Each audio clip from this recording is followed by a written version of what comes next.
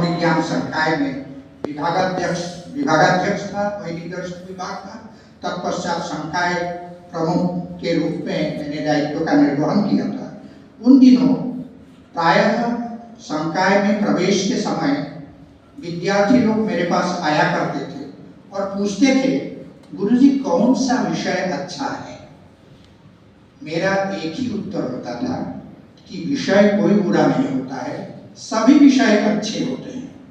निर्भर करता है कि आप विषय के साथ कितना न्याय कर रहे हैं। शहनाई की एक फूंक आपको भारत रत्न दे सकते हैं, बशर्ते वह फूंक बिस्मिल्लाह की हो। और यह निश्चित रूप से तथ्य है कि आप जिस विषय को पढ़ें, जिस कार्य को करें, मनोयोग के साथ करें, सफलता निश्चित रूप से आपको प्राप्त होगी। एक पारंपरिक संस्कृत को लेकर के एक प्रश्न आया सामने। देखिए, कभी भी हमारे मन में संस्कृत भाषा को लेकर, संस्कृत के शास्त्रों को लेकर हीन भावना नहीं आनी चाहिए। संस्कृत की विशेषता मैं आपको बता दूं। अध्ययन के पश्चात जब श्री लाल बहादुर शास्त्री राष्ट्रीय संस्कृत विश्वविद्यालय में एज ए लेक्चरर मेरी नियुक्ति हुई थी, उन दिनों दिल्ली में रहता था और दिल्ली में बस यात्रा तो अनिवार्य है। जब हम लोग बस यात्रा करते थे, बस से कहीं आते जाते थे, बहुत भीड़ होती थी। आपस में हम लोग संस्कृत में वार्तालाप करते थे तो सुन करके लोग पूछ करके स्थान दे देते थे। ये संस्कृत की विशेषता है, मैंने तो ऐसा अनुभव किया है। दूसरा जीवन का एक अनुभव तब का मैं बताऊं, जब मैं संकाय प्रमुख था, उस वर्ष जब प्रथम वर्ष था मेरा, विश्वविद्यालय का दीक्षांत समारोह था। इस देश के राष्ट्रपति, तत्कालीन राष्ट्रपति डॉक्टर एपीजे अब्दुल कलाम जी मुख्य अतिथि थे, मंच पर बैठे थे। जब मैंने संस्कृत में अपना उपस्थापन किया, उनका चेहरा खिल उठा था और अपने वक्तव्य में उन्होंने उसका जिक्र किया कि इस विश्वविद्यालय में कितना सुंदर संस्कृत सुनने को मिलता है। इसलिए सुंदर संस्कृत बोलिए। संस्कृत एक अत्यंत ललित भाषा है। उसकी लालित्य का आप अनुभव कीजिए, उसके सौंदर्य का अनुभव कीजिए। उसके लालित्य का, सौंदर्य का सबसे बड़ा कारण क्या है? पदविन्यास की स्वतंत्रता। एक ही वाक्य को विभिन्न तरह से उनके पदों को स्थान परिवर्तन के द्वारा आप उस वाक्य में सौंदर्य वृद्धि कर सकते हैं। उस चीज को समझिए तो आपकी भाषा ललित होगी, और ललित संस्कृत अगर आप बोलेंगे लोगों के सामने, संस्कृत के प्रति लोग आकृष्ट होंगे और कभी आपको हीन भावना से जीना नहीं पड़ेगा। निष्ठा से अध्ययन कीजिए, शास्त्रों का अध्ययन कीजिए। जैसा कि शास्त्र में कहा गया है, एकेन विज्ञातेन सर्वं विज्ञातं भवति। एक शास्त्र को अच्छी तरह समझें तो सभी शास्त्र फिर लगने लगते हैं। काशी में एक साहित्य शास्त्र के बहुत बड़े विद्वान थे। उनसे उनके विद्यार्थियों ने एक बार पूछा कि गुरुजी आप किस विषय के विद्वान हैं? उन्होंने कहा, विषय के विद्वान? कोई एक व्यक्ति किसी विषय के विद्वान हो सकते हैं क्या?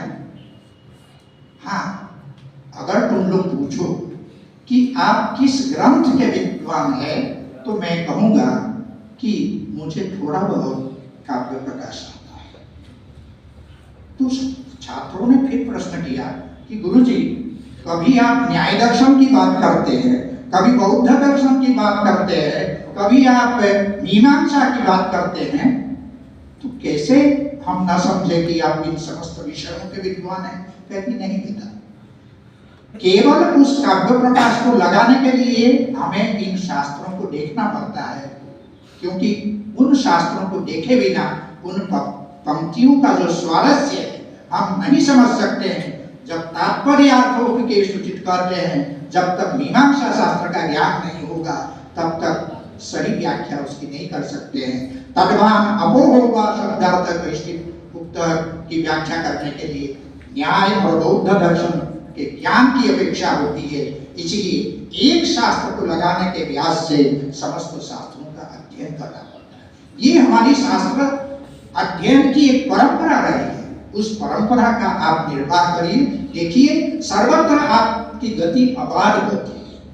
इसीलिए आप सब कभी हीन भावना मन में आने ना दें, बहुत मनोयोग के साथ संस्कृत का अध्ययन करें और जिस विषय को कर रहे हैं निष्ठा के साथ पढ़ें। मेरा विश्वास है कि आप सब निश्चित रूप से अपनी जीवन यात्रा में सफल होंगे। डॉक्टर तारादत्त जी, आप सबके लिए, इस विभाग के लिए काशी हिंदू विश्वविद्यालय के गौरव है, क्योंकि जैसा कि प्रोफेसर शास्त्री जी ने बताया कि संस्कृत में इस विश्वविद्यालय से प्रथम जो है IAS आप रहे हैं।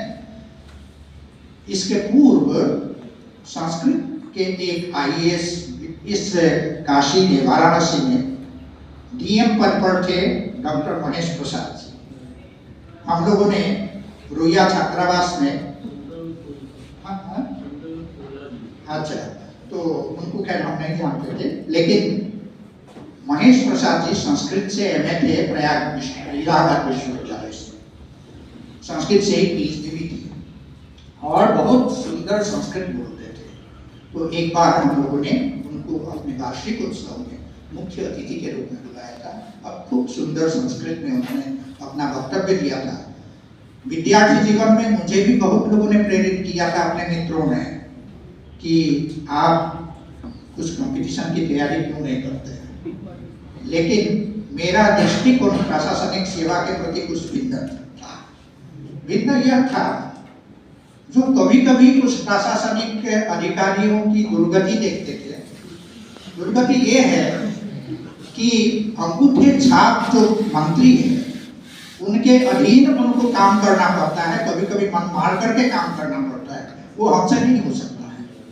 तो ऐसी स्थिति में रोज लड़ाई लड़ना पड़ेगा, जैसे तारादत्त जी लड़ते थे वैसे ही लड़ाई लड़ना पड़ेगा। इससे बचने के लिए मैंने कहा नहीं, मेरे लिए अध्यापन का मार्ग ही ठीक है, तो मैंने इसी मार्ग को चुना और जहाँ तक हो सका, कहता केवल नहीं हो, प्रयास करता हूँ कि उसी रूप में जिए, निष्ठा से अपने कार्य करने का मैंने प्रयास किया। तो आप सब भी निष्ठा से कार्य करें और इस विभाग का नाम आप लोग रोशन कर रहे हैं, ये विभाग के लिए गौरव की बात है। और आगे भी इसी प्रकार विभाग का जो गौरव है उसमें आप लोग वृद्धि करें। इन्हीं शुभाशंसाओं के साथ पुनः उन मेधावी छात्र छात्राओं के प्रति हाँ एक बात करना रह गया, इस विभाग को इस वर्ष यह भी गौरव प्राप्त हुआ कि इस विभाग की छात्रा अनुराधा ही नाम है, अनुराधा को चांसलर मेडल प्राप्त हुआ। विभाग के लिए गौरव की बात है। मैं प्रीतिया को हृदय से साधुवाद, धन्यवाद और सबके लिए बधाई और आशीर्वाद देता हूँ। इसी प्रकार आप सभी लोग आगे बढ़ें। इन्हीं शब्दों के साथ मैं अपनी वाणी को विराम देता हूँ। धन्यवाद।